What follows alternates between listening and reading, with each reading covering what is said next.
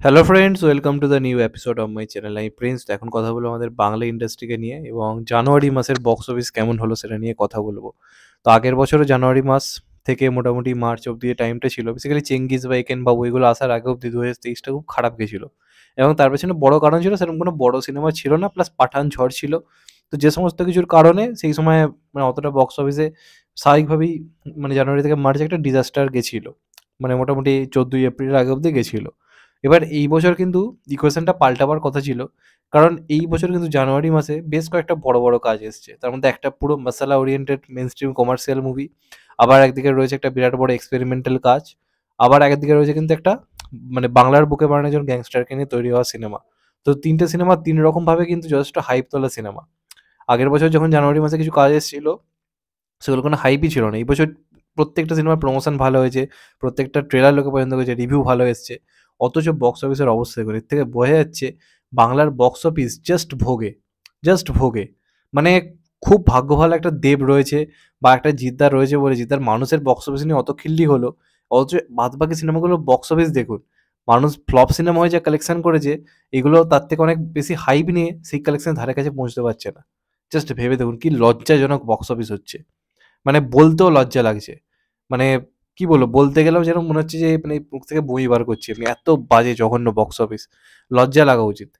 এবং এই যে বাংলাতে বলা হয় যে একটু অন্যরকম কাজ হলে মানে লোকে দেখতে যাবে। আমার তো মনে হয় বাংলাতে এখন বিক্রম বা কেজিএফ লেভেলের কাজ হলে কত লোক আদৌ যাবে কিনা তাই নিয়ে যথেষ্ট চিন্তা রয়েছে। এই যে খাদান করছে দেব বা এই যে ধরুন অঙ্কুশ মির্জা করছে, এখন ভাই চিন্তা হচ্ছে। সত্যি কথা বলতে চিন্তা হচ্ছে। জানি না কতটা অডিয়েন্স এখানকার সাপোর্ট করবে। কারণ এই বাঙালি অডিয়েন্সই অলরেডি ফাইটার রিলিজ করেছে।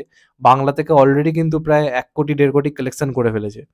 মানে এই জানুয়ারি মাসে রিলিজ হওয়া প্রত্যেকটা বাংলা সিনেমার ডে 1 কি লাইফ টাইম কালেকশনকে একদিনে পার করে দিচ্ছে ফাইটার একটা হিন্দি সিনেমা এসে। এবং আমার তো মনে হয় যে রিসেন্ট যে আরজয় সিনেমাগুলো আসছে যেগুলো আম যেমন 'তেরি বাতোঁ মে ऐसा उलझा जिया' বা ফেব্রুয়ারিতে যে বড়, বড় সিনেমাগুলো বলিউডের নেই বেসিক্যালি সেগুলোও দেখবেন বাংলা সিনেমা থেকে অনেক বেটার কালেকশন করবে। মানে ওই পাঠান, জওয়ান, বিএমসিএম এগুলোরই যে বাংলা সিনেমা চাপে পড়ছে তা নয়। বা হিন্দির নরমাল সিনেমাগুলো এখানকার মানে সিনেমাগুলোর থেকে বেটার কালেকশন করে বেরিয়ে যাচ্ছে। এবং এবার এটা বলা যাবে না যে শো কম পেয়েছে, প্রমোশন করেনি, এসব কথা কিন্তু বলা যাবে না। কারণ যে ৩ টে সিনেমা নিয়ে আমি কথা বলছি বেসিক্যালি, একটা হচ্ছে 'বাদামি হায়নার কবলে', আরেকটা সিনেমার নাম হচ্ছে 'হুব্বা' এবং আরেকটা সিনেমার নাম হচ্ছে 'মেন্টাল'। এই ৩ টে সিনেমা কিন্তু যথেষ্ট ভালো রকম প্রমোশন করেছে। এসবিএফ যতটা পেরেছে, হইচই যতটা পেরেছে 'বাদামি হায়নার কবলের' প্রমোশন করিয়েছে। অপরদিকে ব্রাত্য বসু যথেষ্ট পরিমাণে 'হুব্বা'র প্রমোশন করেছে এবং 'হুব্বা'র নামটাই একটা যথেষ্ট প্রমোশনের কারণ। বেসিক্যালি মোশাররফ করিম রয়েছে যেটা একটা বড় নাম। তো আমরা যে ভয়টা পাচ্ছিলাম যে বাংলাদেশের অভিনেতাদের সিনেমা এখানে রিলিজ করে হিউজ কালেকশন করবে তা কিন্তু হচ্ছে না। না সাকিব খানের সিনেমা এলে হচ্ছে, না আফরান নিসোর সিনেমা এলে হচ্ছে, আর না চঞ্চল চৌধুরী সিনেমা এলে হচ্ছে। কারো সিনেমা এলে কিন্তু সেই বিজনেস হচ্ছে না। এদিক দিয়ে কিন্তু বাঙালি অডিয়েন্স বলবো সাচ্চা আছে। যে মানে নিজেদের কাজ দেখছি তা নয়। বাঙালি কাজ বাংলার কাজই তারা দেখবে না। সেটা এপার বাংলার হোক বা ওপার বাংলার হোক। এই জিনিসটা ক্লিয়ারলি বোঝা যায়। একমাত্র ফ্রিতে দেখাও। কলকাতা ফিল্ম ফেস্টিভ্যালে ফ্রিতে দেখানো হোক, তখন মেন্টাল দেখতেও ফ্রিতে ছুটবে। এই হচ্ছে বাঙালির মেন্টালিটি। মানে যত টাকা যা জমাবো সব হিন্দি সিনেমার জন্য। এই হচ্ছে এখন অবস্থা। তো ৩ টে সিনেমার মাল্টিপ্লেক্স কালেকশন এসছে জানুয়ারি মাসে রিলিজ হওয়া। একটা হচ্ছে 'সেন্টিমেন্টাল' বেসিক্যালি মেন্টালি আমি বলি। তো সেটার মানে মানে মাল্টিপ্লেক্স লাইফ টাইম কালেকশন এসছে মাত্র ২,০০,০০০। তার মানে এটা টোটাল লাইফ টাইম কালেকশন সমস্ত গোটা বাংলা জুড়ে খুব বেশি হলেই ১০,০০,০০০ কি ১১,০০,০০০ হবে, যেটা লজ্জাজনক। তবে আমি এটা বলব, ইয়াসের লাস্ট যে সিনেমাগুলো এসেছিল, 'তোকে ছাড়া বাঁচব না বাঁচব না' যে সিনেমাগুলো, তার থেকে এটা বেটার কালেকশন করেছে। তবে এই কালেকশনটা মানে কোনো ভ্যালুই নেই।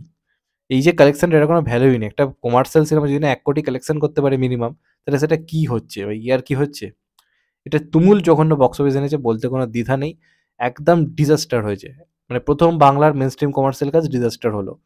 আমি জানি অঙ্কুশের মাথায় এখন কালঘাম ছুটছে সিরিয়াসলি বলতে গেলে। যাই হোক কি হয়। আর অপরদিকে হুব্বা তাও তুলনামূলক বেটার। এটা ২,০০,০০০ হলে ওটা মোটামুটি ৭,০০,০০০ কালেকশন করতে পেরেছে। আর বাদামি আয়নার কবলের ২ সপ্তাহ মিলিয়ে কালেকশনটা গিয়ে দাঁড়িয়েছে মাত্র ১৪,০০,০০০ এ মাল্টিপ্লেক্স কালেকশন। মানে ৩ টে সিনেমার মিলিত কালেকশন ৫০,০০,০০০ এ পর্যন্ত যাচ্ছে না। ৩ টে সিনেমার মিলিত কালেকশন। অপরদিকে ৫০,০০,০০০ কালেকশন একদিনে করে ফেলেছে মানে ফাইটার। তাহলে ভেবে দেখুন কোথায় নেমে এসছে বাংলার বক্স অফিসটা। তাই জন্য বলি জিৎ দেব এদেরকে নিয়ে খিল্লি করবেন না। এরা আছে বলে বাংলার বক্স অফিস অন্তত এই ৯০,০০,০০০, ১ কোটি, ১.৫ কোটি, ৫ কোটি, ৬ কোটির রেঞ্জে এখনো বক্স অফিস যাচ্ছে। বাকিদের অবস্থা দেখেছেন? কোথায় এসে নেমেছে? মানে আর কিছু বলার নেই। এটা মানে ডিজাস্টার বছর। আমি আগের বছরের জানুয়ারি মাসটা ডিজাস্টার বলব না। কারণ সেই সিনেমাগুলো ডিজাস্টারই সিনেমা ছিল। এবছর যথেষ্ট প্রমোশন হয়, হাইপ তোলা সিনেমা, গান হিট হয়েছে, ট্রেলার হিট হয়েছে। সেই ধরনের সিনেমাও কিন্তু চলছে না। তো বাঙালি অডিয়েন্সকে নিয়েও চিন্তা, এখানকার বক্স অফিসে যথেষ্ট চিন্তার কারণ রয়েছে। কতদিন বাংলা ইন্ডাস্ট্রি টিকবে আমার তাই নিয়ে যথেষ্ট এখন সন্দেহ রয়েছে। এখন নির্ভর করছে সবটাই মির্জা, খাদান, বুমেরাং এই সিনেমাগুলোর ওপরে। তারপর কি হয় সে তো সময়ই বলবে। এইগুলো যদি ফ্লপ হয়ে যায়, মানে আবার আমরা ১০-১২ বছর পিছিয়ে যাবো সত্যি কথা বলতে গেলে। তো বারবার বলেছি, আবার বলছি, বাঙালি দর্শক এবার একটুখানি নিজেদের কাজের প্রতি একটুখানি সহানুভূতিশীল হন। সত্যি খুব দরকার এটা। যাই হোক, এটাই বলা ছিল। চ্যানেলটা নতুন হলে চ্যানেলটাকে সাবস্ক্রাইব করে দিও and get the bell icon. ভালো থেকো সবাই। টেক কেয়ার, নমস্কার। আবার দেখা হবে। এখনো তো ভাই। সবাই ভালো থেকো, সুস্থ থেকো। নমস্কার, টেক কেয়ার, আবার দেখা হবে। ভালো থেকো সবাই।